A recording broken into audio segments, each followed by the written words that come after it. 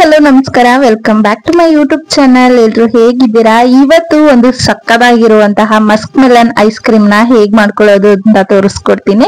ನಾನಿವತ್ತು ಎರಡು ವಿಧಾನದಲ್ಲಿ ತೋರಿಸ್ಕೊಡ್ತೀನಿ. ಒಂದು ಫ್ರೂಟ್ ನ ಯೂಸ್ ಮಾಡ್ಬಿಟ್ಟು ಅದ್ರಲ್ಲೇನೆ ಐಸ್ ಕ್ರೀಮ್ ನ ಹಾಕಿ ಹೇಗ್ ಮಾಡೋದು ಅಂತ, ಇನ್ನೊಂದು ನೀವೇನಾದ್ರೂ ಸಪರೇಟ್ ಆಗಿ ಇಟ್ಕೊಂಡಿರುವಂತಹ ಯಾವ್ದಾದ್ರು ಒಂದು ಬಾಕ್ಸ್ ಅಲ್ಲಿ ಯಾವ ರೀತಿಯಾಗಿ ಐಸ್ ಕ್ರೀಮ್ ನ ಮಾಡ್ಕೊಳ್ಳೋದು ಅಂತ ತೋರಿಸ್ಕೊಡ್ತೀನಿ. ಆದಷ್ಟು ಈ ಮಸ್ಕ್ ಮೆಲನ್ ಐಸ್ ಕ್ರೀಮ್ ನ ದಯವಿಟ್ಟು ಮನೇಲಿ ಮಾಡ್ಕೊಂತೀನಿ. ಯಾಕೆ ಅಂತ ಅಂದ್ರೆ ಇವಾಗ ತುಂಬಾನೇ ಸಮ್ಮರ್ ಬಿಸಿಲು ಜಾಸ್ತಿ ಇರೋದ್ರಿಂದ ಎಲ್ರಿಗೂ ಕೂಡ ಬಾಡಿ ತುಂಬಾನೇ ಹೀಟ್ ಆಗ್ತಾ ಇರತ್ತೆ. ಸೊ ಹಾಗಾಗಿ ದೇಹಕ್ಕೆ ತುಂಬಾನೇ ತಂಪಾಗಿರುವಂತಹ ಈ ಮಸ್ಕ್ ಮೆಲನ್ ಐಸ್ ಕ್ರೀಮು ಅಥವಾ musk melon smoothie, shake, juice ಈ ರೀತಿ ನೀವು ಕುಡಿಯೋದ್ರಿಂದ ದೇಹ ತುಂಬಾನೇ ತಂಪಾಗಿರತ್ತೆ, ಹಾಗೇನೆ ಹೀಟ್ ಅನ್ನೋದು ಜಾಸ್ತಿ ಆಗೋದಿಲ್ಲ. ಸೊ ಹಾಗಾಗಿ ಆದಷ್ಟು ನೀವು ಯಾವ್ದೇ ಫ್ರೂಟ್ ತಿಂದೇ ಇದ್ರೂ ತೊಂದರೆ ಇಲ್ಲ, ಆದಷ್ಟು ಮಸ್ಕ್ ಮೆಲನ್ ತಗೊಂಡ್ಬಂದು ತಿಂತಾ ಇರಿ.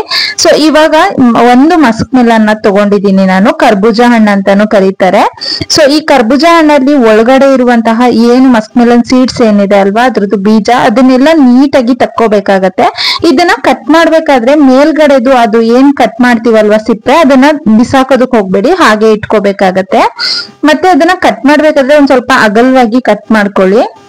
ಅದ್ರೊಳಗಿರುವಂತಹ ಪಲ್ಪ್ ಎಲ್ಲಾನು ನಾವು ತೆಗಿಬೇಕಾಗತ್ತೆ. ಹಣ್ಣು ಏನಿದೆ ಒಳಗಡೆ ಅದನ್ನೆಲ್ಲ ನಾವು ನೀಟಾಗಿ ತೆಕ್ಕೋಬೇಕಾಗತ್ತೆ. ಹಂಗಾಗಿ ಒಂದ್ ಸ್ವಲ್ಪ ಅಗಲವಾಗಿ ಕಟ್ ಮಾಡ್ಕೊಂಡು ಒಂದ್ ಸ್ಪೂನ್ ಸಹಾಯದಿಂದ ಈ ರೀತಿಯಾಗಿ ಎಲ್ಲಾ ಹಣ್ಣನ್ನು ತೆಗಿಬೇಕಾಗತ್ತೆ. ನೀವು ತೆಗಿಬೇಕಾದ್ರೆ ಒಂದ್ ಸ್ವಲ್ಪ ಕೇರ್ಫುಲ್ ಆಗಿ ತೆಗೀರಿ. ಯಾಕೆ ಅಂತ ಅಂದ್ರೆ ಸ್ವಲ್ಪ ಏನಾದ್ರೂ ಹಣ್ಣು ತೂತ ಆಗ್ಬಿಟ್ರೆ ಹೊರಗಡೆಯಿಂದ ನಾವು ಅದ್ರೊಳಗಡೆ ಐಸ್ ಕ್ರೀಮ್ ನ ಹಾಕಿ ಮಾಡೋದಕ್ ಆಗೋದಿಲ್ಲ. ಸೊ ಹಂಗಾಗಿ ಆದಷ್ಟು ಒಂದ್ ಸ್ವಲ್ಪ ಹುಷಾರಾಗಿ ಹಣ್ಣನ್ನ ತೆಕ್ಕೋಬೇಕಾಗತ್ತೆ. ನೋಡಿ, ಈ ರೀತಿಯಾಗಿ ಕಂಪ್ಲೀಟ್ ಆಗಿ ಅದ್ರ ಒಳಗಡೆ ಎಷ್ಟು ಹಣ್ಣಿದೆ ಅದಷ್ಟನ್ನು ತೆಗೆದ್ಬಿಡಿ. ಯಾಕಂತಂದ್ರೆ ನಾವು ಮತ್ತೆ ಅದ್ರ ಒಳಗಡೆ ಹಣ್ಣ ಬಿಟ್ರೆ ಅದು ಫುಲ್ ಗಟ್ಟಿ ಆಗ್ಬಿಡತ್ತೆ. ಹಂಗಾಗಿ ಫುಲ್ ತೆಗೆದ್ಬಿಡಿ. ಅದನ್ನ ತೆಗ್ದಿದ ನಂತರ ಅದನ್ನೆಲ್ಲ ಒಂದು ಬೌಲ್ಗೆ ಹಾಕೋಬೇಕಾಗತ್ತೆ. ಅದಾದ ನಂತರ ಒಂದು ಮಿಕ್ಸಿ ಜಾರ್ಗೆ ಆ ಹಣ್ಣನ್ನ ಹಾಕ್ಬಿಟ್ಟು ಚೆನ್ನಾಗಿ ಇದನ್ನ ರುಬ್ಕೋಬೇಕಾಗತ್ತೆ. ಏನೋ ಹಾಕ್ಬೇಡಿ, ಬರೀ ಹಣ್ಣನ್ನ ಹಾಕ್ಬಿಟ್ಟು ರುಬ್ಬಿಟ್ಟು ಇಟ್ಕೊಳ್ಳಿ.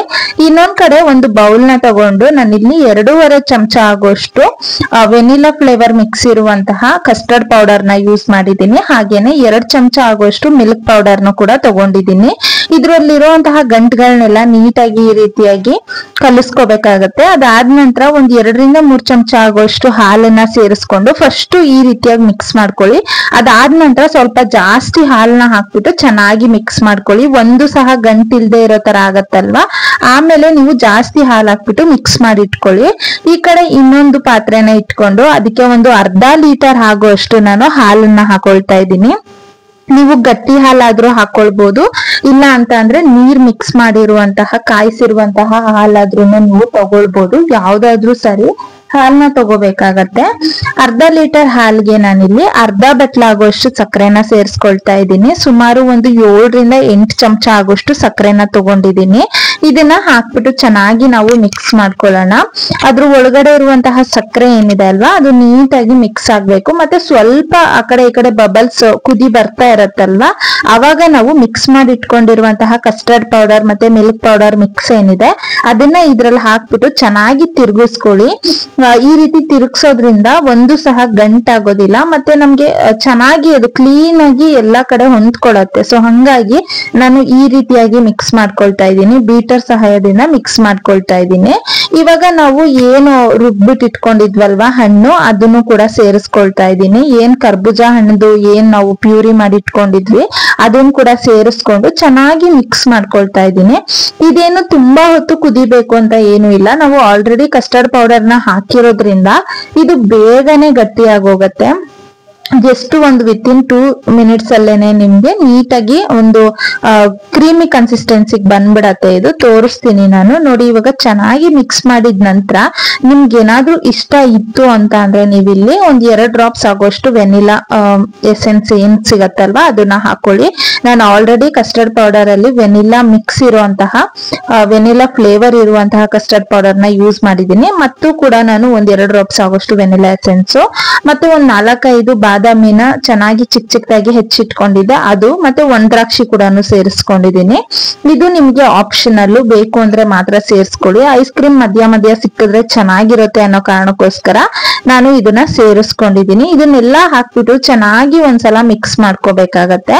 ಇದೆಲ್ಲ ಮಿಕ್ಸ್ ಆಗ್ಬೇಕಾದ್ರೇನೆ ನೋಡಿ, ಇವಾಗ ಚೆನ್ನಾಗಿ ಒಂದ್ ಸ್ವಲ್ಪ ಗಟ್ಟಿ ಆಗಿದೆ. ಇದು ಈ ಕನ್ಸಿಸ್ಟೆನ್ಸಿ ಇದ್ರೆ ಸಾಕಾಗತ್ತೆ ನಿಮ್ಗೆ. ತುಂಬಾ ಹೊತ್ತು ಕುದಿಯೋದೇನು ಬೇಡ, ಉಕ್ಕಬೇಕು, ಒಂದ್ 10-15 ನಿಮಿಷ ಕುದಿಬೇಕು ಅನ್ನೋದು ಏನು ಇಲ್ಲ. ಇಷ್ಟ ಆದ್ರೆ ಸಾಕು. ಅಕಸ್ಮಾತ್ ನಿಮ್ ಹತ್ರ ವಿಪ್ಪಿಂಗ್ ಕ್ರೀಮ್ ಇತ್ತು ಅಂತ ಅಂದ್ರೆ ಫಸ್ಟೇ ವಿಪ್ಪಿಂಗ್ ಕ್ರೀಮ್ ನ ಬೀಟ್ ಮಾಡಿ ಇಟ್ಕೊಂಡು ಅದಾದ ನಂತರ ಇದು ಏನು ನಾವು ಮಿಕ್ಸ್ ಮಾಡಿ ಇಟ್ಟಿದೀವಲ್ವಾ ಇದನ್ನ ಅದ್ರಲ್ಲಿ ಮಿಕ್ಸ್ ಮಾಡಿ ನೀವು ಸ್ಟೋರ್ ಮಾಡಿಟ್ರೆ ಐಸ್ ಕ್ರೀಮ್ ಅನ್ನೋದು ರೆಡಿ ಆಗೋಗತ್ತೆ. ಬಟ್ ನಾನಿವತ್ತು ಯಾವುದೇ ರೀತಿ ಕ್ರೀಮ್ ಇಲ್ದಿರನೆ ನ್ಯಾಚುರಲ್ ಆಗಿ ಮನೆಯಲ್ಲಿ ಮಾಡ್ಕೊಳ್ಳೋದನ್ನ ತೋರಿಸ್ಕೊಡ್ತಾ ಇದ್ದೀನಿ.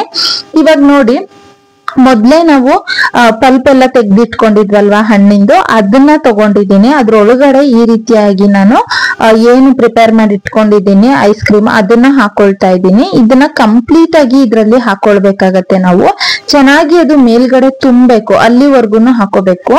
ನೋಡಿ ಈ ರೀತಿ ಆದ್ಮೇಲೆ ಇದಕ್ಕೆ ಅದು ಮೊದ್ಲೇ ಕಟ್ ಮಾಡಿ ಇಟ್ಟಿದ್ವಲ್ವಾ ನಾವು ಅದ್ರದ್ದು ಸಿಪ್ಪೆ, ಅದನ್ನ ಚೆನ್ನಾಗಿ ಇದ್ರ ಮೇಲ್ಗಡೆ ಕ್ಲೋಸ್ ಮಾಡ್ಕೊಳ್ಳಿ. ತುಂಬಾ ಚಿಕ್ಕದಾಗಿ ಕಟ್ ಮಾಡಿದ್ರೆ ನೋಡಿ ಇದೇ ತರ ಪ್ರಾಬ್ಲಮ್ ಆಗತ್ತೆ, ಬಿದ್ದೋಗ್ಬಿಡತ್ತೆ ಒಳಗಡೆ. ಸೊ ನೋಡ್ಕೊಂಡು ಇಟ್ಕೊಳ್ಳಿ. ಮತ್ತೆ ಇದನ್ನ ಓವರ್ ನೈಟ್ ನೀವು ಫ್ರಿಡ್ಜ್ ಅಲ್ಲೇ ಮೇಲ್ಗಡೆ ಫ್ರೀಸರ್ ಅಲ್ಲೇ ಬಿಡ್ಬೇಕಾಗತ್ತೆ. ಇವಾಗ ಉಳ್ದಿರುವಂತಹ ಏನು ಮಿಕ್ಸ್ಚರ್ ಇದೆ ಅದನ್ನ ನಾನು ನೋಡಿ ಐಸ್ ಕ್ರೀಮ್ದು ಒಂದು ಇತ್ತು ಡಬ್ಬ, ಅದ್ರಲ್ಲಿ ಹಾಕ್ಬಿಟ್ಟು ಓವರ್ ನೈಟ್ ಬಿಡ್ತಾ ಇದ್ದೀನಿ. ಇವಾಗ ನೋಡಿ ಬೆಳಗ್ಗೆ ನಾನು ತೋರಿಸ್ತಾ ಇದ್ದೀನಿ ಹೇಗಾಗಿದೆ ಐಸ್ ಕ್ರೀಮು ಅಂತ. ಸಕ್ಕತ್ತಾಗಿತ್ತು ಮಾತ್ರ. ಟೇಸ್ಟ್ ಅಂತೂ ಆ ಕರ್ಬೂಜ ಹಣ್ಣು ಫ್ಲೇವರ್ ಇದೆಯಲ್ವಾ ಅದೇ ಒಂದು ನೆಕ್ಸ್ಟ್ ಲೆವೆಲ್. ಅದು ಸಕ್ಕತ್ತಾಗಿರತ್ತೆ. ಫ್ಲೇವರ್ಗೂ ಐಸ್ ಕ್ರೀಮ್ಗೂ ಸಕ್ಕತ್ ಇಷ್ಟ ಆಗತ್ತೆ. ಮಕ್ಕಳಿಗಂತೂ ತುಂಬಾನೇ ಇಷ್ಟ ಆಗತ್ತೆ. ದಯವಿಟ್ಟು ಮನೆಯಲ್ಲಿ ಮಾಡ್ಕೊಡಿ. ಯಾಕೆ ಅಂತಂದ್ರೆ ನಾನು ಮೊದ್ಲೇ ಹೇಳ್ದಂಗೆನೆ ತುಂಬಾನೇ ಬಿಸಿಲಿರೋದ್ರಿಂದ ಹೊರಗಡೆಯಿಂದ ಬಂದಿದ ತಕ್ಷಣನೇ ಏನಾದ್ರೂ ಕುಡಿಬೇಕು ತಿನ್ಬೇಕು ಅಂದವಾಗ ಈ ರೀತಿಯಾಗಿ ಮಾಡಿಟ್ಕೊಂಡ್ರೆ ಆರಾಮಾಗಿ ಐಸ್ ಕ್ರೀಮ್ ಮನೆಯಲ್ಲೇ ರೆಡಿ ಆಗೋಗತ್ತೆ. ಮತ್ತೆ ಇದನ್ನೇ ಬಳಸ್ಕೊಂಡು ನೀವು ಶೇಕು, ಸ್ಮೂತಿ ಎಲ್ಲಾನು ಮಾಡ್ಕೋಬಹುದು. ಜಸ್ಟ್ ಇದನ್ನ ಐಸ್ ಕ್ರೀಮ್ ಏನಿದೆ ಅದನ್ನ ಮಿಕ್ಸಿಗೆ ಹಾಕ್ಬಿಟ್ಟು ಸ್ವಲ್ಪ ಹಾಲನ್ನ ಸೇರಿಸ್ಕೊಂಡು ಮಿಕ್ಸ್ ಮಾಡ್ಕೊಂಡ್ರೆ ಮಿಕ್ಸಿನಲ್ಲಿ ರುಬ್ಬಿದ್ರೆ ನಿಮ್ಗೆ ರೆಡಿ ಆಗೋಗುತ್ತೆ. ಸೊ ಈ ವಿಡಿಯೋ ನಿಮ್ಮೆಲ್ರಿಗೂ ಹೆಲ್ಪ್ ಆಗಿದೆ ಅಂತ ಅನ್ಕೊಂಡು ಇದನ್ನ ನಾನು ಇಲ್ಲಿಗೆ ಮುಗಿಸ್ತಾ ಇದ್ದೀನಿ. ನಾನ್ ಸಿಗ್ತೀನಿ ಮುಂದಿನ ವಿಡಿಯೋದಲ್ಲಿ ಒಂದು ಒಳ್ಳೆ ರೆಸಿಪಿಯೊಂದಿಗೆ. ಅಲ್ಲಿವರೆಗೂ ನಮ್ಮ ಚಾನೆಲ್ ನ ನೋಡ್ತಾ ಇರಿ. ದಯವಿಟ್ಟು ಚಾನೆಲ್ ನ ಸಬ್ಸ್ಕ್ರೈಬ್ ಮಾಡ್ಕೊಳ್ಳಿ. ಹಾಗೇನೆ ಈ ವಿಡಿಯೋ ಏನಾದ್ರೂ ಇಷ್ಟ ಆಯ್ತು ಅಥವಾ ನಿಮ್ಗೆ ಏನಾದ್ರೂ ಹೆಲ್ಪ್ ಆಯ್ತು ಅಂತ ಅಂದ್ರೆ ಒಂದು ಲೈಕ್ ನ ಮಾಡಿ. ಹಾಗೇನೆ ತಪ್ಪದೆ ಚಾನೆಲ್ ನ ಸಬ್ಸ್ಕ್ರೈಬ್ ಮಾಡ್ಕೊಂಡು ಐಸ್ ಕ್ರೀಮ್ ಹೇಗ್ ಬಂತು ಅನ್ನೋದನ್ನ ಕಮೆಂಟ್ ಬಾಕ್ಸ್ ಅಲ್ಲಿ ತಿಳಿಸಿ. ನಾನ್ ಸಿಗ್ತೀನಿ ಮುಂದಿನ ವಿಡಿಯೋದಲ್ಲಿ.